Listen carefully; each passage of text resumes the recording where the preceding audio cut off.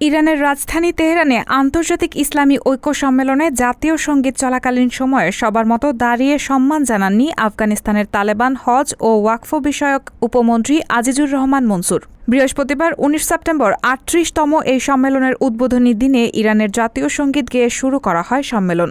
এ সময় দাঁড়িয়ে সম্মান প্রদর্শন করতে অস্বীকৃতি জানিয়েছেন তিনি। না দাঁড়ানোর জন্য ইরান কর্তৃপক্ষ ক্ষমা চাওয়ার আহ্বান জানালে সেটিও প্রত্যাখ্যান করেন এই তালেবান কূটনীতিক।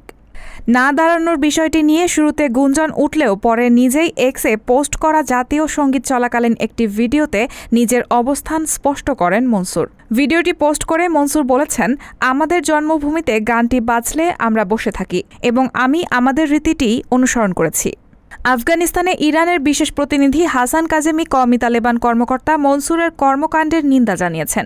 বিষয়টিকে তিনি কূটনৈতিক নীতির অসম্মান বলে আখ্যা দিয়ে এক্সে লিখেছেন, সঙ্গীতের ওপর শরিয়া ভিত্তিক নিষেধাজ্ঞার অজুহাতে কূটনৈতিক নীতিকে অসম্মান করার কোনো ভিত্তি বা বৈধতা নেই। উল্লেখ্য, আফগানিস্তানের তালেবান সরকারের গুরুত্বপূর্ণ দায়িত্বে থাকা মনসুর আন্তর্জাতিক ইসলামী ঐক্য সম্মেলনে তালেবান প্রতিনিধি দলের নেতৃত্ব দিয়েছিলেন।